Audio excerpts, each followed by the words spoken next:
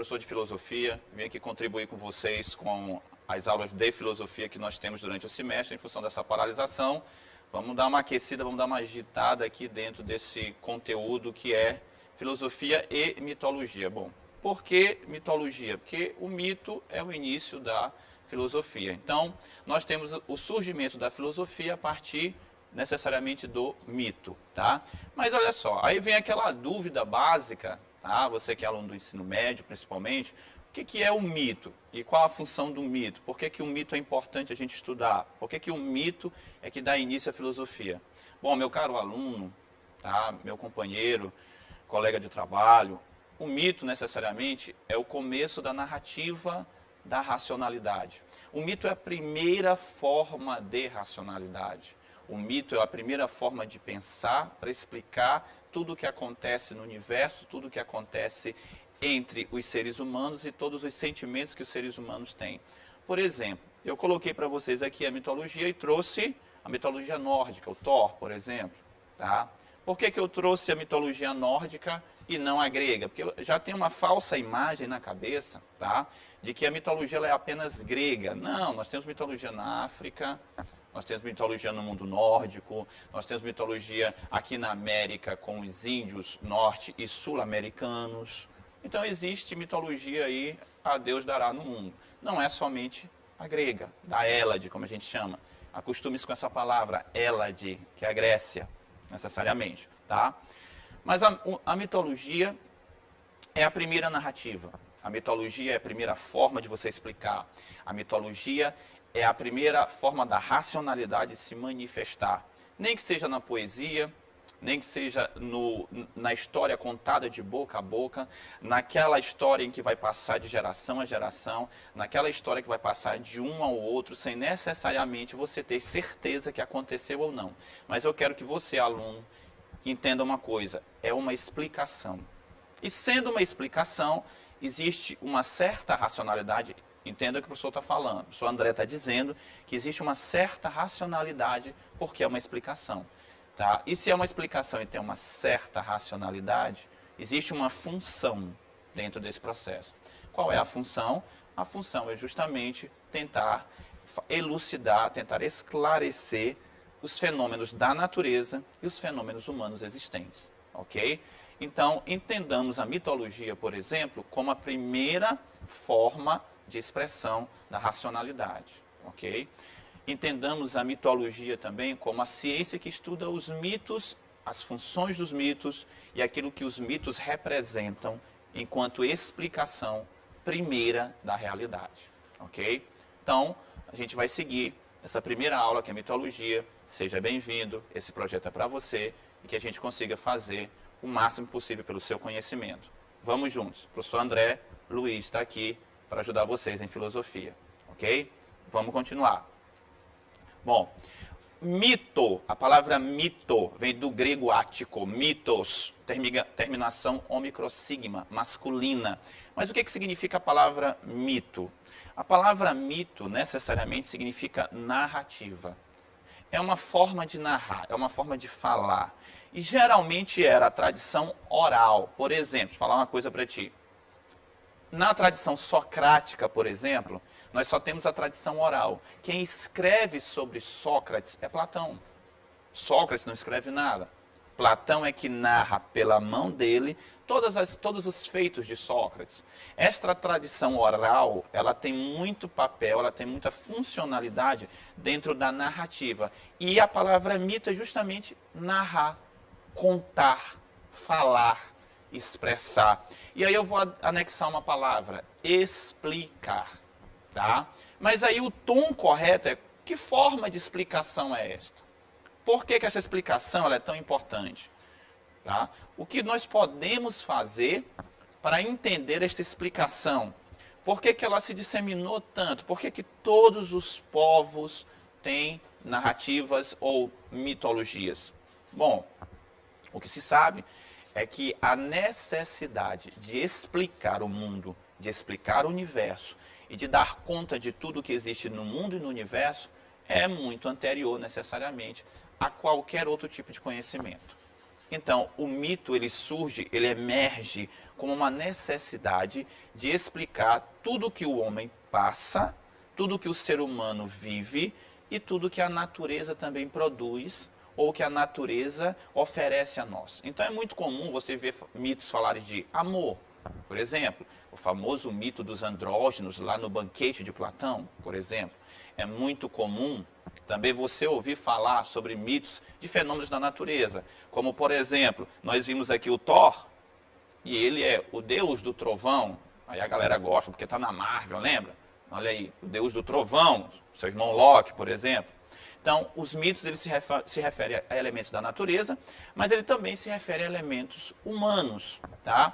E aí, essa explicação, ela poderia ser escrita, ela poderia ser oral, mas necessariamente os mitos mais antigos eles são muito mais oralizados, eles têm muito mais a tradição oral. Os mitos que conseguiram chegar até a tradição escrita, a gente tem um conhecimento até maior, mas a grande parte deles são necessariamente da tradição oral. E aí você sabe, a tradição oral, quando vai sendo passado de boca a boca, vai mudando muito. Daí a gente não tem tanta confiabilidade. A gente não sabe até se a história é original, se foi como ela começou ou não. Existe um autor muito famoso, até indico você ler, que ele tem um livro chamado A Invenção da Mitologia, que é o Marcel Detienne, um dos caras que mais estudou mito.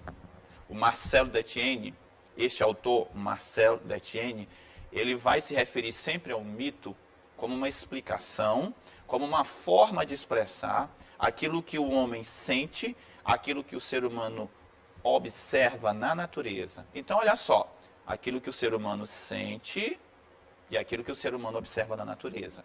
Então, o mito, ou seja, a narrativa, a poesia ou a oralidade, que é a expressão deste mito, olha só, poesia ou oralidade. São dois elementos fundamentais dentro da narrativa, que é o mito, poesia e oralidade. Esta forma de você passar o conhecimento, esta explicação de fenômenos da natureza e de fenômenos humanos ou fenômenos quaisquer, é o que nós temos como a primeira forma de racionalidade, a primeira forma de conhecimento.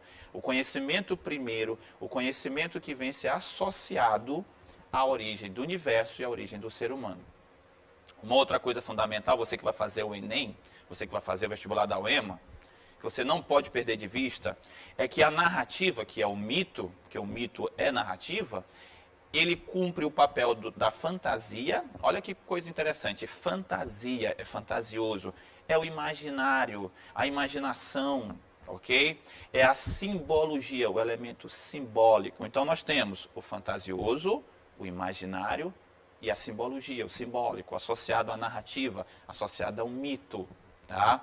Lembrando a vocês que, às vezes, você pode até pensar que o mito é mentira. Tire isso da sua cabeça, meu querido aluno.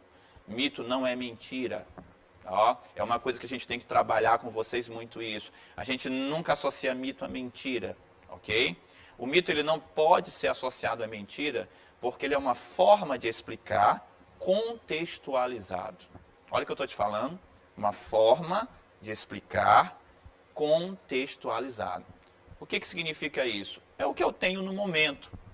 Eu não quero enganar, eu não quero mentir, eu não quero esconder alguma coisa, eu só não tenho outra maneira de explicar. Tá? Então a narrativa mitológica, o mito que é a narrativa de explicação do ser humano e do universo, não é necessariamente uma mentira. Tá? Não associe a palavra mentira. É apenas a melhor forma, olha o que eu estou te falando, é a melhor maneira, é a melhor forma, é a forma que eu tenho de traduzir o que eu vejo dentro de mim e na natureza em algo racional, em algo compreensível, em algo que possa realmente trazer para a gente a forma melhor de entender o que acontece no mundo e dentro de nós mesmos. Tá? Então, olha só, mito é narrativa. Esta narrativa ela é fantasiosa, ela é imaginativa, mas ela não é mentirosa. Tá? Ela é contextual, ela é simbólica. É a maneira que eu tenho de explicar no momento tudo aquilo que eu vejo em mim e na natureza. Ó. Bom, A consciência mítica, e aí você pode encontrar isso aqui no seu livro didático, né, que você tem aí dentro do ensino médio, ou você pode encontrar isso aqui no vestibular, você pode encontrar aqui no Enem, no vestibular da UEMA, que a galera gosta disso aqui, consciência mítica. Essa consciência mítica aqui, ó, ela vem justamente dessa imaginação, desta fabulação, desta criatividade, deste contexto. A consciência mítica é um elemento que vai tentar traduzir a realidade, quer seja da natureza, quer seja a realidade humana, em algo compreensível. Agora, querido aluno, o compreensível da época não é o mesmo de hoje. Hoje nós temos computadores, hoje nós temos uma tecnologia imensa. Imagine no começo da humanidade, onde não há, onde não existe, onde nós não temos tanta tecnologia. Como é que você poderia explicar? Como é que a sua consciência funcionaria? Como é que a sua mentalidade, como é que a sua forma de pensar, na verdade, se processaria? Apenas de uma forma mítica. A forma imaginativa, a forma fantasiosa, a forma com que nós temos de trabalhar todo esse processo, na verdade, seria a narrativa mitológica. É a única que se apresenta no momento. Não adianta cobrar, por exemplo, os grandes poetas da época, não adianta cobrar as grandes narrativas místicas de coerência, de racionalidade maior, de grau de racionalidade mais evoluído. Não adianta porque o contexto também não ajuda. Eles não têm disponíveis tantos conhecimentos como nós temos hoje. Então, necessariamente, nós temos hoje mais conhecimentos. Tá? Do que antigamente, quando as narrativas mitológicas começaram a ser formuladas e essa consciência mítica começou a crescer.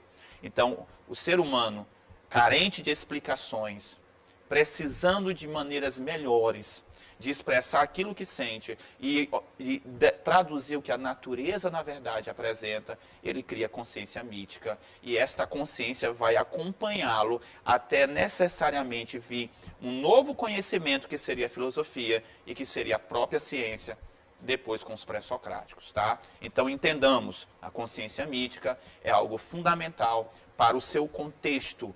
Pensar de forma fantasiosa, de forma imaginativa, de forma fabulosa, de forma mágica, não é nenhum dissabor para a época, porque dentro da época eles não tinham outra maneira, outra forma de expressar aquilo que pensavam e que sentiam.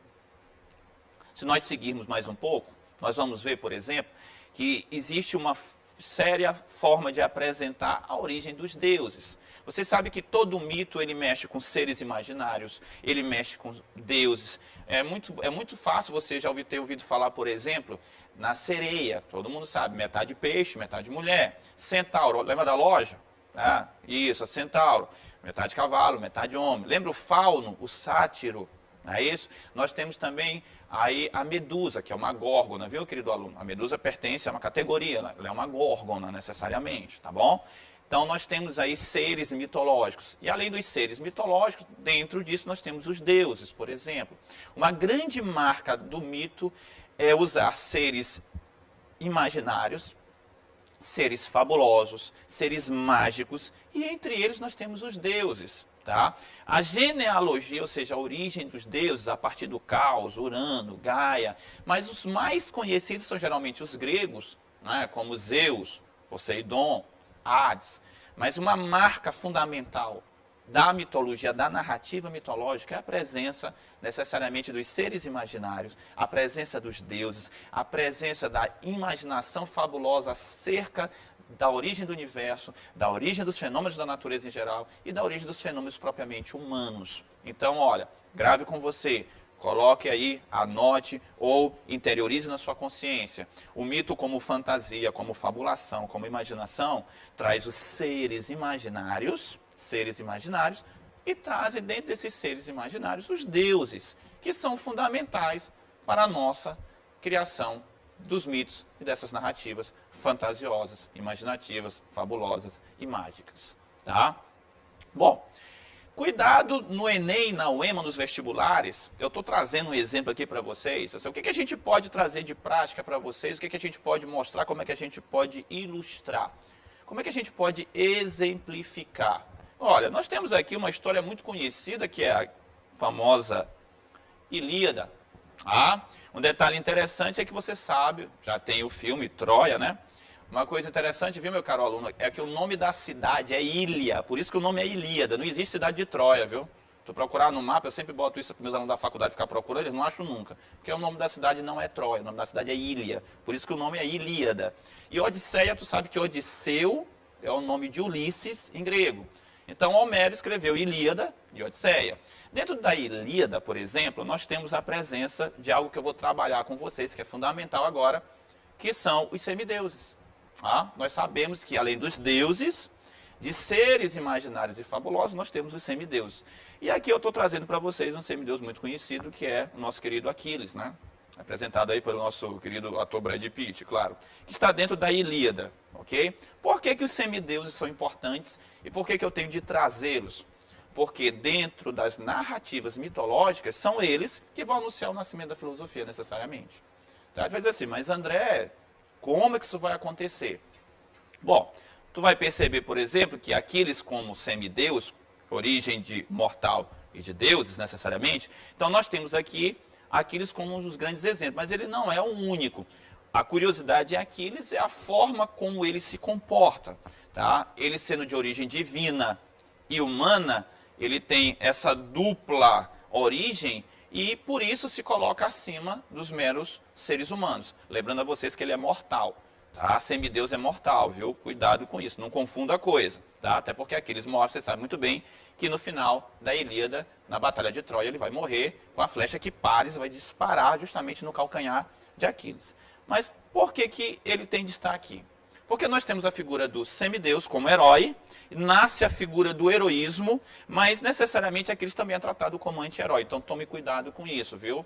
Dentro dos textos que nós temos, dentro da preocupação que nós temos do conhecimento humano, e no vestibular principalmente, ou no Enem, ou não, qualquer vestibular que você for fazer, até na área de linguagens e códigos, que é a língua portuguesa, aparece a narrativa da Ilíada e o nosso querido Aquiles como anti-herói. Tá? Mas são esses heróis e esses seres imaginários, que são os semideuses, que vão nos trazer necessariamente uma passagem muito bonita, que é a passagem do mito para a filosofia. A Batalha de Troia já traz a narrativa escrita, é isso que eu quero também te lembrar. Ó, a Ilíada já está escrita por Homero, já passa de uma fase oral para uma fase escrita. Lembra-te, aluno, fase oral ela existe, mas ela vai passar para uma fase escrita, já é uma maturidade. Isso já vai abrir espaço para a própria filosofia depois, tá? E é justamente na história dos heróis e desse anti-herói que começa tudo a mudar de figura, tá? Necessariamente o nosso querido amigo aqui, Aquiles, né? Ele tem um papel fundamental que é desafiar toda a disciplina humana e também desafiar até o próprio destino, chegando a cumpri-lo de forma cabal. Eu acho que você lembra, se você não lembra, assista o filme A Guerra de Troia, quando a mãe de Aquiles vai conversar com ele e diz assim, Aquiles, tu vais morrer nesta batalha. O que ele diz a ela? Então eu morrerei com honra e cumprirei o meu destino. E este é um dos grandes elementos do seu heroísmo. Mas perceba, é um ser humano que está agora dentro do contexto. É um mortal, tá? É um semideus que vai agora entrar dentro de uma narrativa, dentro de um contexto histórico, dentro de um mito, mas ele já está puxando para o mundo humano. Ora, o heroísmo, o semideus, ele começa a puxar do Olimpo para a Terra. Olha só uma coisa interessante. Ele começa a trazer a narrativa que pertenceria só aos deuses, agora ela está descendo até os seres humanos. E isto é fundamental para a origem da narrativa filosófica, porque ela vai começar a descer, a tirar dos deuses, a tirar do imaginário e colocar um pouco mais carne e sangue dentro desse processo. Mas eu quero te chamar a atenção, tá, para a volta da Batalha de Troia, que é a Odisseia. Tá? Preste atenção que na Ilíada, por exemplo, ó, nós temos Aquiles, é um semideus, mas na Odisseia nós já temos somente um ser humano. Perceba, aluno, perceba, meu querido amigo, perceba, meu colega, meu amigo que trabalha comigo, que está aqui nesta senda e nesta aula.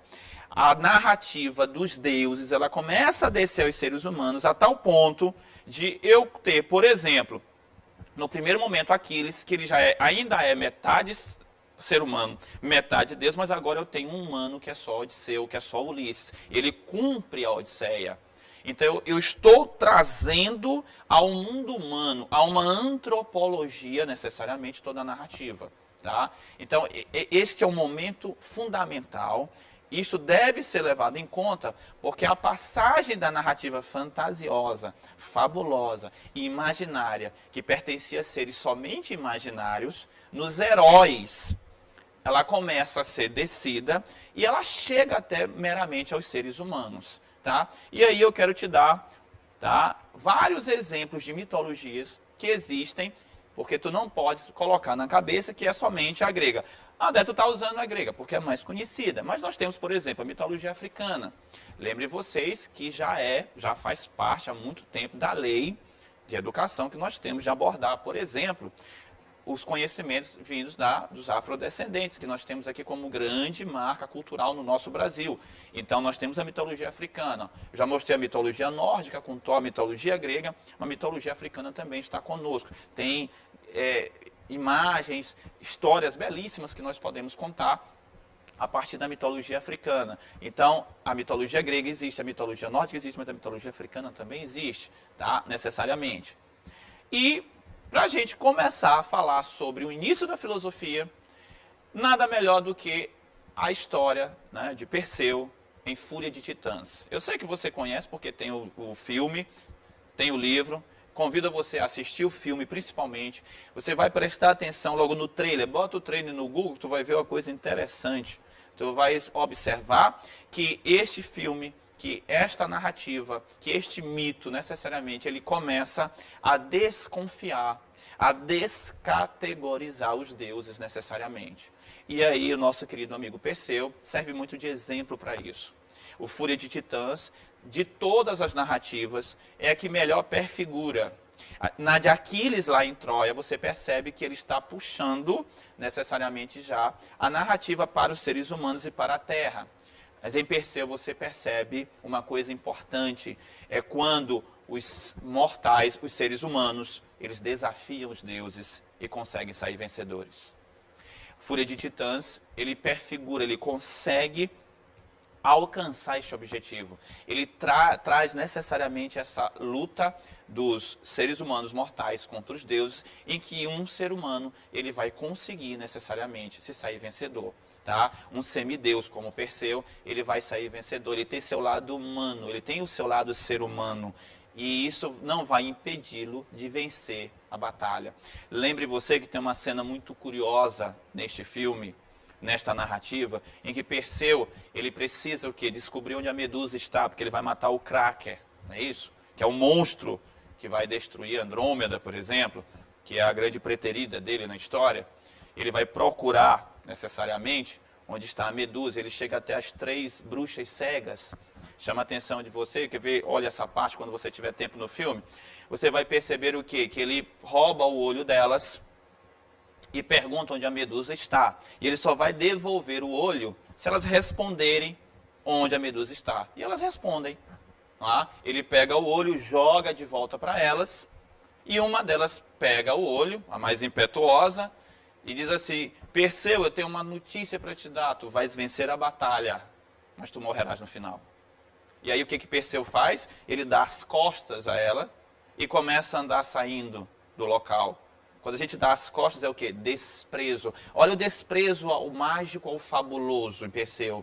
E ele continua andando, uma das acompanhantes dele toca no ombro e diz assim: Perseu, tu não escutou o que ela disse? Ele vira para a acompanhante e diz assim: eu escutei. Ela diz assim: ela disse que tu vai morrer. E ele fala uma coisa muito curiosa no filme, no livro e na narrativa. E quem disse a ela que eu vou morrer foram os deuses, nos deuses eu não acredito mais. Olha só. Quem disse a ela que eu vou morrer? Os deuses, nos deuses, eu não acredito. Esta é a passagem de uma narrativa fabulosa, mitológica, fantasiosa, fantástica, para a exigência maior, que seria agora a ciência, a filosofia. Nos deuses, eu não acredito mais. Quem faz o destino é ele. E se você prestar atenção no filme, ele consegue vencer. E não morre no final. Ele quebra esta lógica, ele oferece uma nova forma, uma maneira diferente de você interpretar a natureza, de você interpretar o que os seres humanos passam. Ele oferece novamente uma coisa fundamental, que é a exigência maior, que é a não confiabilidade necessariamente numa narrativa somente fantasiosa, imaginária, poética e fabulosa, que seriam os mitos. Para a gente encerrar este momento, é sempre bom lembrar a vocês que os mitos apresentam estes seres fantasiosos, apresentam esta narrativa fabulosa. O mito é uma narrativa, o mito é uma forma fabulosa imaginária de narrar. O mito, ele traz seres imaginários, ele traz os deuses, ele traz os seres humanos como semideuses também, metade humanos, metade deuses, e aí eles formam os heróis. Esses heróis, eles vão ilustrar muito bem, como Aquiles e Perseu, a passagem do mito para a filosofia. E esta passagem, ela é coroada a partir de elementos que vão surgir dentro da própria polis da Hélade, que é a Grécia, e dentro da tradição da Ásia Menor, que é o que a gente chama de os pré-socráticos. Então, meu caro aluno, retomando, fazendo um resumo rápido do que a gente viu, o mito é uma narrativa, o mito é uma forma de explicação, por isso é racional. Não esqueça. O mito, ele apresenta a consciência mítica, esta consciência, a forma de explicação, a forma de pensar, contextualizada com a época, a forma com que eu trato os elementos da natureza, os elementos humanos, a minha consciência, a minha maneira de expressão da realidade e do conhecimento. O mito, ele tem seres imaginários, os deuses, ele tem os semideuses, que são os seres humanos, misturados aí com elementos divinos. E são esses seres humanos com elementos divinos que vão dar para a gente a possibilidade de a gente perceber a passagem do mito para a filosofia. Como exemplo, eu mostrei para vocês Aquiles e Perseu, ok? E aí, quando a gente começa a perceber que a narrativa fantasiosa e fabulosa começa a ser depreciada, inaugura-se uma nova exigência, uma nova forma, uma nova maneira de tentar entender o que acontece no mundo, o que acontece dentro do processo do próprio conhecimento. E aí é que abre espaço para a filosofia. Lembrando a vocês que nós temos duas características básicas para que a filosofia possa surgir. Nós temos a democracia grega, a democracia na Hélade, tá? A democracia que não imita necessariamente o panteão dos deuses lá no Olimpo. É uma forma que não é inspirada no mundo divino, porque os deuses, eles não têm padrão de moralidade que sirva como exemplo para nenhum ser humano. Os deuses gregos, eles não servem de moralidade, de padrão moral para ninguém.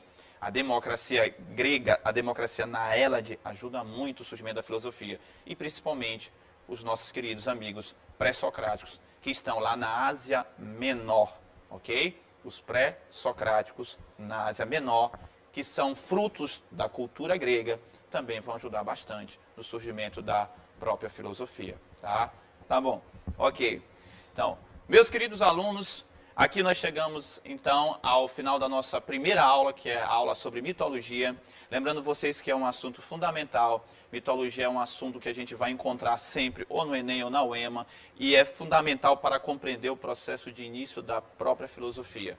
Nós ainda vamos ter muito mais aulas, muito mais encontros, e a partir deste primeiro encontro nós vamos dar prosseguimento à origem da filosofia. Lembrando vocês que a origem da filosofia em si, ela vai depender da depreciação, da forma de desconfiar ou da forma de não crer necessariamente no que é fantástico, no que é fabuloso, no que é imaginário. E isto vai pertencer ao mito, mas com o tempo, com a própria mitologia, com a própria narrativa mitológica, vão abrir espaços para que nós possamos ter outras maneiras, outras formas de traduzir a realidade, os fenômenos da natureza, os fenômenos humanos. Tá? Então nós temos aqui necessariamente o começo do conhecimento da humanidade. Toda vez que você pegar, por exemplo, os tipos de conhecimento, o mito sempre vem encabeçando, sempre vem primeiro, porque é a primeira maneira, a primeira forma de explicação. Não há como desprezar o mito para o início da filosofia. A filosofia necessariamente precisa do mito para que ela possa caminhar também. Tá? E aí você vai percebendo que com o passar do tempo, com a maturidade, com a necessidade, com a exigência racional deste processo, nós vamos aí ganhando muito mais espaço. Tá? Então nós temos aqui a mitologia, vamos passar agora para a filosofia. Tá? Teremos então um novo encontro, um forte abraço, vamos nos encontrar em breve. Tudo de bom, que Deus abençoe a todos vocês.